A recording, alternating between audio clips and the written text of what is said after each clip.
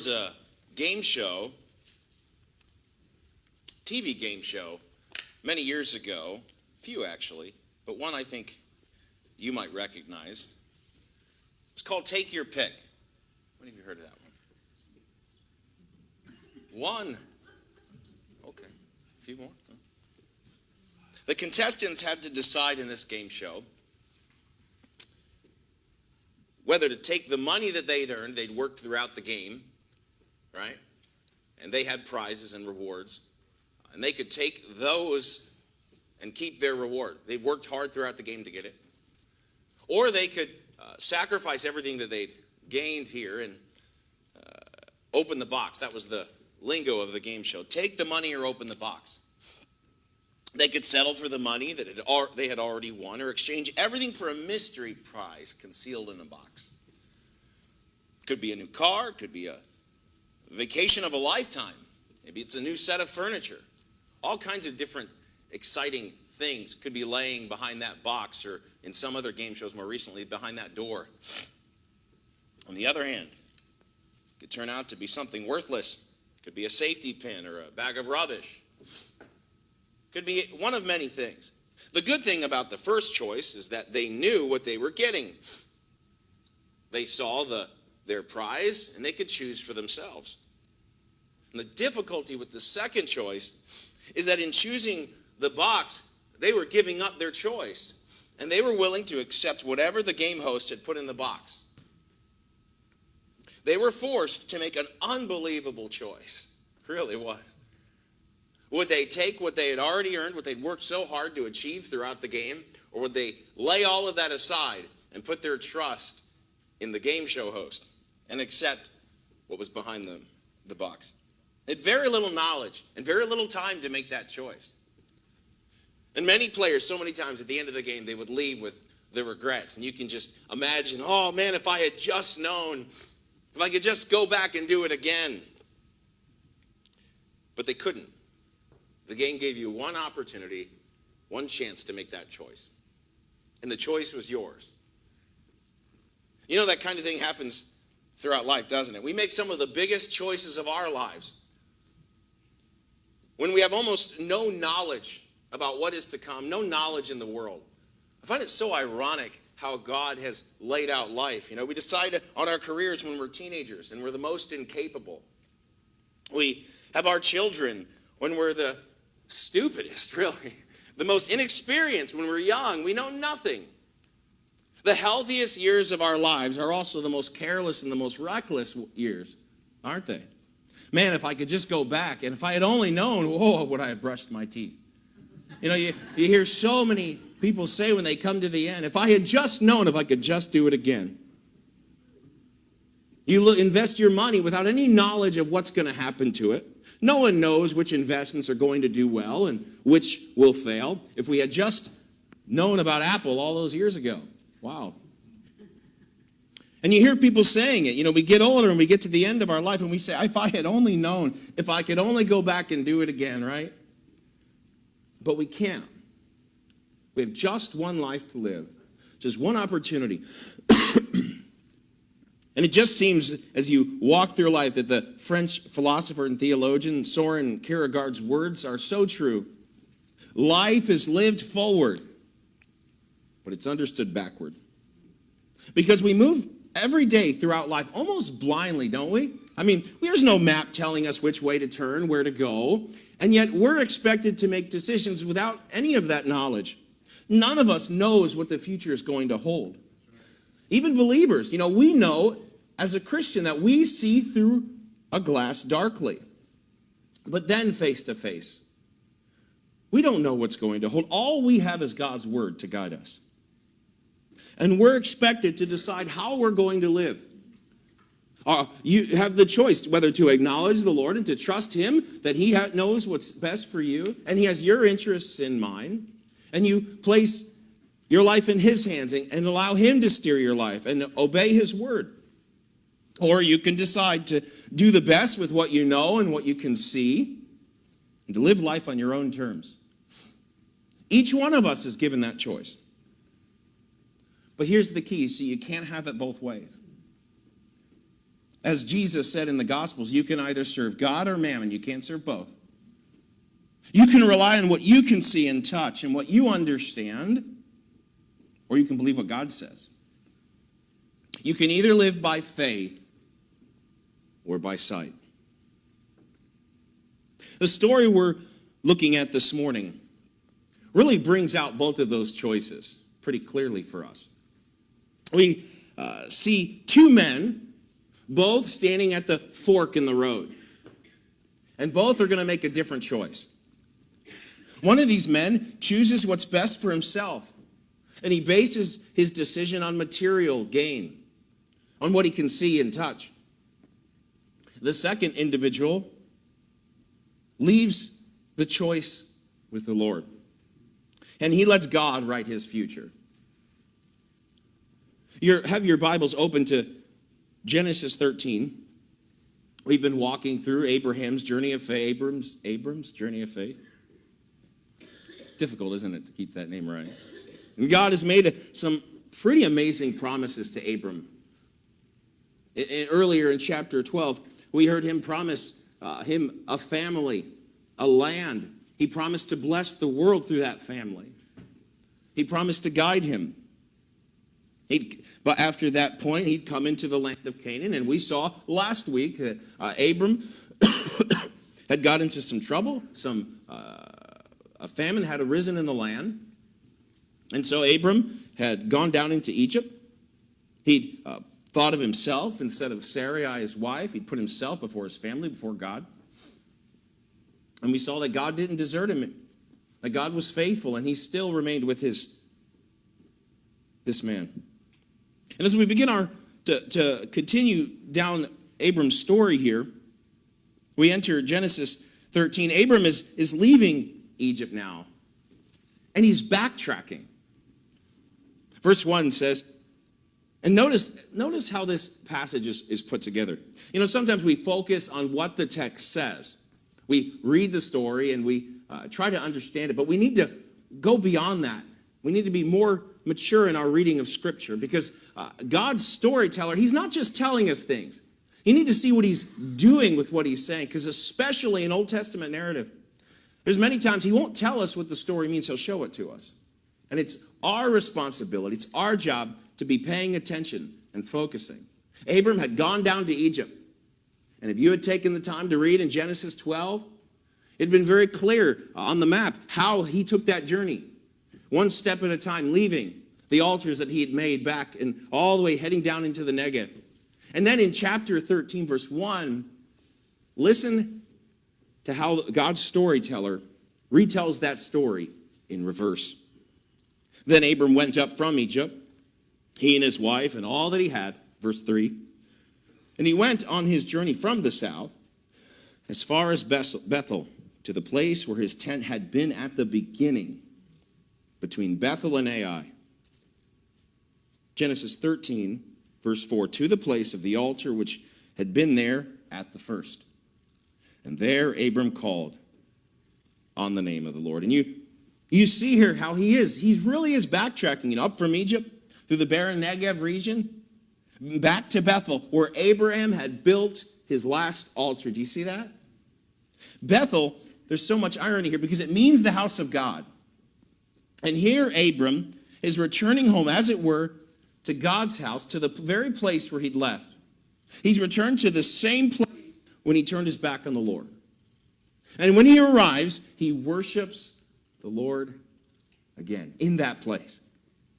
It must have been so fulfilling for Abram when you think about it. I think of the story of the prodigal son, right? I mean, here's Abram. Think of yourself. You've turned your back on the Lord. You step out on your own, and you make a mess of your life. And then you come to yourself, and you realize where you'd failed, and you turn and you come back right to the place where you left off, and you're able to pick up and serve the Lord again. And there God is, waiting. There Abram was, exactly where he'd left, ready to begin again. But if you look back at verse 2, you're going to notice that there's a subtle connection here. Again, don't just look at what the text says, but look at what God's doing with the story. Because Genesis 13 has a subtle connection between the last story we read last week, beginning in chapter 12, verse 10. Abraham's failure in Egypt. And this one here in Genesis 13, there's a word that appears at the beginning of the previous account, speaking of Egypt, and it comes up here again at the beginning of Genesis 13. This word is the word here for rich. In Genesis 13:2, it says that Abraham was very rich. That same word comes up in Genesis 12:10. In that case, it says the famine was severe in the land. The famine was very heavy. And yet we read here that Abraham was very rich. He was very heavy in livestock and silver and gold. Only last week, we read that the story began with a heavy famine, where a drought made Abram question God's ability to take care of him. It's a story that tells of Abram's failure. But this week, in Genesis 13, we begin with Abram's success. And his abundant, his heavy wealth is about to provide God another occasion to test Abram's faith. But that's not all we find in Genesis 13 here, because up to this point, our story has been focusing solely on Abram and his journey of faith up to now. But in verse 1, we're introduced to someone else. So far, Abram's nephew hasn't really been taken a prominent role in the story. We saw him come up a few times. He was mentioned in passing in the genealogy there in Genesis 11. And he comes up briefly again when Abram leaves Haran and he heads toward Canaan. But aside from that, Lot is sitting in the backdrop. Well, one writer said that Lot's story can be summed up to Genesis 13:5 in just one sentence. Lot also went with him. Because that was Lot. I mean, everywhere Abram was, there was Lot. When Abram stopped, Lot stopped. With Abram, you found his nephew. That's all that can be said about Lot up to this point. And Lot went with Abram. But now things begin to change. Because as they return from Egypt, we find that both Abram and his nephew have become very, very rich. We read here, then Abram went up from Egypt, he and his wife and all that he had, and Lot with him to the south. Abram was very rich in livestock and silver and in gold. Let's skip down to verse 5. Lot also, who went with Abram, had flocks and herds and tents. And the Bible begins to describe a kind of strife, a struggle that began to arise between the herdsmen of Abram's and the herdsmen of Lot's. This struggle got so much so that the land could no longer support them. And do you notice how the text emphasizes that it's the land that can't sustain them anymore? Do you see that? Now the land could not support them, it says, that they might dwell together. And then it repeats it, for their possessions were so great that they could not dwell together. And you begin to think back to the promise that God made to Abram, how this land would be his. And now, because of their wealth, the land could not sustain them. But it tells us the reason the land can't sustain them. It's apparently because of the local inhabitants, those who controlled Palestine at the time. Verse 7 tells us, the Canaanites and the Perizzites then dwelt in the land. And so now you have Lot and his large livestock. Now you have Abram and his herdsmen and his livestock. And on top of that, you have the Canaanites and the Perizzites, who probably were taking the best of the land already. All of that together made the situation so tense that Abram and Lot had to scrap for their water and food, and they probably got the worst parts of the land. Wanderers moving throughout the land, getting the worst areas. Now, that probably wouldn't have been an issue had they been a middle-class herdsmen before they went to Egypt. But now, because of their disobedience in leaving and going to Egypt, and because of the wealth they had got in Egypt, their compromise had made them so wealthy that it drew them apart. And it divided them so they could no longer live together. You know, we sometimes think that it's poverty that divides people and families, when really, that's not really that true, is it? right? Because for the most part, now we see an exception in Genesis 12 with Abram, but for the most part, poverty draws us closer to God. Needs create a poverty of spirit that causes us to reach out, not just to one another, but to the Lord. When we're poor in spirit and in monetary wealth, we see our need and we ask God for help. What divides people most in this world is not poverty, it is wealth and prosperity. I mean, how many times have you heard of a family who has been torn apart for the love of money, right? I mean, how many surveys have been done where married couples are struggling, and when you study that family's history, it's the finances that always ends up being the number one reason for the arguments. I read on the news all the time, somebody else wins the lottery. And if you ever do the study of those that win the lottery, you find that people, they win the lottery, and then they start attacking one another. Money, soon they can't live together anymore, and families end up getting divorced, and everything falls apart. Kids hate the parents, and the parents hate the kids. Some families will even resort to suicide. Doesn't it baffle you how someone can earn $50 million and be broke in 7 years? I can't understand that. But that's what money does. And that's what it did here. Abraham and Lot, they'd moved up the ladder, and they were doing pretty well. And that wealth tore them apart. And now a difficult choice has to be made. And what is Abram going to do? I mean, if you think about it, God had promised him the land, right? God said in Genesis 12:2 that he would make of Abram a great nation, not Lot. And Abram was Lot's uncle. He was the number one position in the family. He could have done whatever he wanted to do. He could have told Lot to fend for himself. Could have demoted him to some inferior place in the household. Could have told him to live in some inferior part of the land. What's he going to do? Actually, Abraham doesn't do anything. He lets Lot decide. So Abram said to Lot, "Please, let no strife be between me and you and between my herdsmen and your herdsmen, for we are brethren. Is not the whole land before you?" Now, if you've read this passage in your own private time with the Lord, back in Genesis 12, Abraham and Lot are standing on the very place where they had been standing in the past. Remember where they're talking and having this conversation. Back in Genesis 12:8, we read that when Abraham came to the land, it says in verse 8 of chapter 12 that he moved to the mountain east of Bethel. And he pitched his tent with Bethel on the west and Ai on the east. And now we've read that he's come back in chapter 13, verse 3, to the place where his tent had been at the beginning, between Ai and Bethel.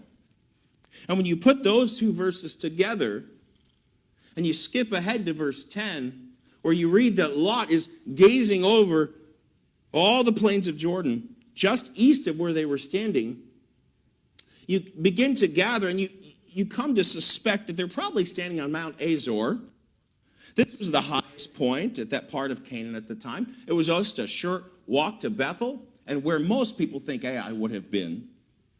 And why is that important? Because here, Abram's standing on Mount Azor, looking over northern Canaan on his left, including the area of Shechem, going down as far as the south to Bethel and Ai, and then southern Canaan to his right, including Hebron and the Negev, where they had come from.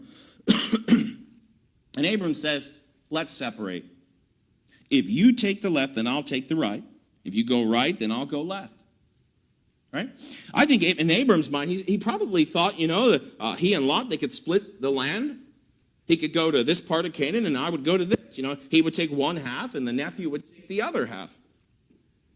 But what's so significant here as you read what Abram's doing is there's no sign of any self-protection, no sign of manipulation that you saw in chapter 12. Abram isn't grasping for the promise here either. He knows he doesn't need to work for God's promises in this instance. He trusts the Lord to fulfill his promise. His words and his actions, here, they're a response of faith. And by giving up his pick to Lot, Abraham is letting God choose. And we have that same opportunity throughout our life, don't we?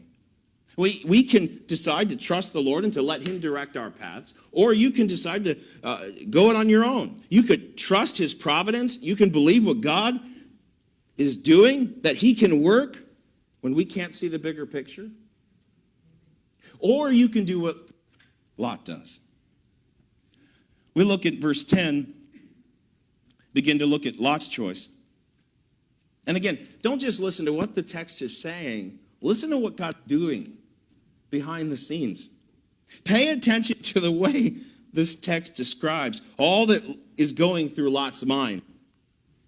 Because even that is informative.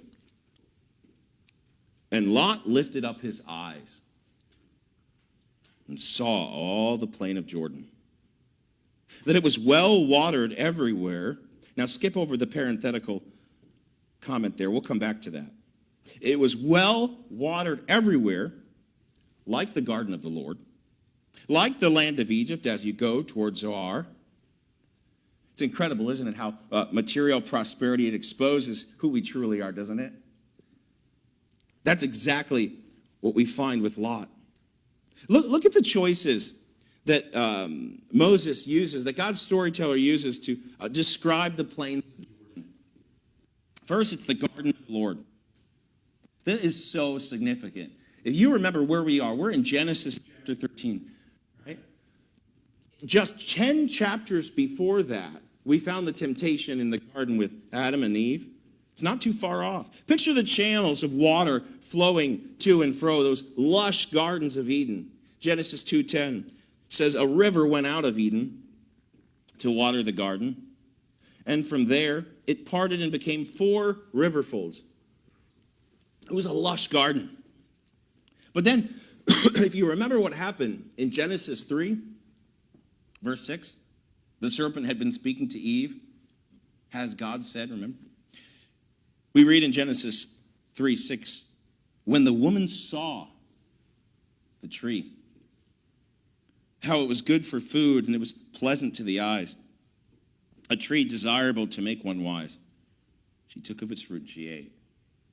And just 10 chapters later, you read about Lot looking over all the plains of Jordan, what he can see and touch, this lush garden.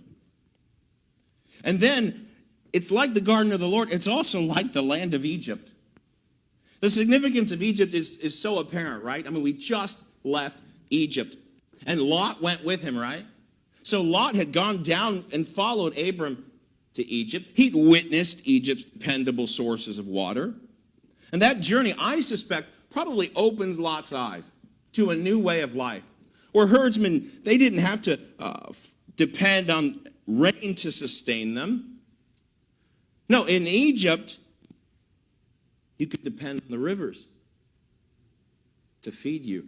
And as Lot gazes over this beautiful scenery here in Jordan, looking at the river of Jordan there and all the similarities to the rivers of Egypt, with all the new herds that he has and the livestock, this became too tempting for a man who just experienced a famine. And in the end, the text emphasizes how Lot bases his choice, just like Eve did a few chapters before, on what he saw. He saw a well-watered plain. He saw a paradise. And then verse 11, Lot chose for himself all the plain of Jordan. And you see here how the text emphasizes that Lot chooses the best for himself. And you can't help but think, several weeks ago, maybe it was a month ago, 2 months ago, we were looking at Jacob and Esau, and how similar, just a few chapters from now, Lot is to Esau. Both of these people making choices based on what they wanted, choices that would please themselves, choices made in the moment. But in the middle of all of this, in the middle of this beautiful, attractive picture of the plains of Jordan, God's storyteller interjects something here that we skipped over. Something that makes us as readers just a little bit suspicious. Because as you read in this verse, you may have already noticed that intrusion in the middle of verse 10. He chose all the plains of Jordan before the Lord destroyed Sodom and Gomorrah. Those words are subtle. There's not a lot of commentary given there. And as you're reading, you begin to wonder, before the Lord destroyed Sodom and Gomorrah, what does he mean by that? But whatever it is, it keeps us from being as enamored with this plain that Lot is seeing. And we know something that Lot apparently doesn't know. And so, as he sets off, and at the end of verse 11, we're already wondering, has Lot made the right choice? And Lot journeyed east, and they separated from each other. Verse 12, Abram dwelt in the land of Canaan, and Lot, dazzled with all of the prosperity that Sodom could bring him, Lot pitched his tent even as far as Sodom. But if those choices that Lot were making, with that one little parenthetical statement, are giving us pause, if it's creating some uncertainty in your mind, then, well, friend, verse 13 isn't going to do any better. Because God's narrator, he sticks himself into the story one more time. Verse 13 says, "But the men of Sodom were exceedingly wicked and sinful against the Lord." And you recognize from that Lot, he was so focused on the land. He was so focused on the beauty of the lush gardens of Jordan that he never took the time to consider the lifestyle of the people living in that land. He never took the time to think how that would affect his family in the years to come. He's a lot like Christians who choose their careers and their lifestyles over their kids. They create lives that elevates the family's status and their family's wealth with no thought of what it will do to their life and the lives of their children. And just like those kinds of people, Lot, he put himself over his family. He chose the immediate over the future. Lot picked greed over God. And who won in the end? Right? Both men have made their choice. Both got what they wanted. I guess it depends how you look at it. I mean, Lot, he got the best land, but Abraham got a renewed promise. Because when we pick up reading in verse 18, God steps into the story now. It's interesting that God hasn't spoken yet. He was in the backdrop waiting for each person to make their choice. But when Lot leaves, the Lord speaks. Verse 14, "And the Lord said to Abram, after Lot had separated from him," notice, "lift up your eyes and look from the place where you are, northward, southward, eastward, westward." Think back to Genesis 12:1. What did God say? God said to Abram, "Get out of your country, from your family, from your father's house, to a land that I will show you." Genesis 13:14, "And the Lord said to Abram, lift up your eyes and look. For all the land," verse 15, "which you see, I give to you, and to your descendants forever." Listen to the promise God makes to Abram here. And focus in on that promise there. "I will give it to you forever." Now think back to Lot. What did he get? What was his reward? Lot got the plains of Jordan. But you find that while Lot chose what looked like a fertile and valuable land on the outward appearance, in the moment, the text focuses that on its value and its beauty, and it measures it in temporary terms. Lot picked the plains of Jordan before the Lord destroyed Sodom. Abram may have continued to wander in those rough and horrible conditions in Canaan without enough pasture. But in the end, he did so relying on God's promise, relying on God's inheritance, remembering that God would give him this land and it would be an everlasting possession. Verse 18, another ironic connection here. "Then Abram moved his tent Same word. Lot pitched his tent. Abraham moved his tent. Do you see how the text is comparing? Lot lifted up his eyes for himself. God lifted up Abraham's eyes. Lot chose for himself. Abraham let God choose. And God tells him to look everywhere. Abram was going to split the land with Lot. God says, it's all yours. Then Abram moved his tent and went and dwelt by the terebinth trees of Mamre, which are in Hebron, and built an altar there to the Lord. Lot pitched his tent toward Sodom. Abraham pitched his tent in the land of Canaan and worshiped the Lord. And when you place these men side by side, you discover again that both, they made a choice and they got what they wanted. Lot got the gardens of Jordan, but Abraham got the Lord. Lot chose for himself the things that he could touch and see and control. And it turns out to be the biggest mistake of his life. Because pretty soon, as we continue to read more about Lot and his family, he'll lose his wealth soon, his herds, and his family. Abraham let God choose. He chose to look through the eyes of faith and to see things that only God could show him. And God blessed him for that. And he had great assurance and peace. And when you think of what's to come in Abram's life, this isn't going to be the last time that Abraham is asked and tested to give up something for the Lord, to give up everything and trust God, because near the end of his life, not trying to spoil it, but God is going to test him again. And he's going to ask him to sacrifice that promise one more time. And Hebrews 11 says that when he's tested, it tells us in Hebrews 11 that he who had received the promise, those promises, he will once again trust God and offer those promises up as a sacrifice to him. And the life of faith, it's not an easy life, but it really is the best life. In some ways, it is like the game show, right? I mean, you're being asked to take what you can see and touch. You can take that, or you can take the money, or you can trust God and open the box. But it's different in that God, he gives us his word to guide us as we walk by faith. He doesn't really walk throughout life blindly, though we sometimes think we do. God's word tells us that intimacy is a wonderful thing. And if you will wait until marriage, the marriage bed is undefiled. Some choose to trust God with that. And they leave the choice to him. Others take it for themselves. God says in his word that he desires the first fruits of all our increase. Some look at that and they feel that's unwise. They invest that money in stocks and other things.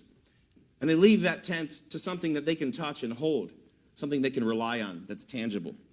Others trust God with their financial future, and they open the box and see what he gives them. The choice is ours. We all have the freedom to choose, but the consequences of those choices are up to the Lord. Will you live in the gardens of Jordan, or will you trust God and take what he gives you? I was thinking of Matthew chapter 6. We were mentioning it in Sunday school. There he is, Joe. And thinking of these verses, Jesus is teaching the Sermon on the Mount. I got to go to that mountain. That's kind of cool. It's a very small hill. Therefore I say to you, do not worry about your life, what you will eat and what you will drink, nor about your body, what you will put on.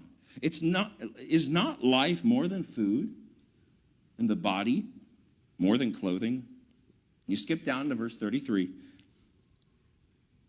But seek first the kingdom of God and his righteousness, and all those things will be added unto you.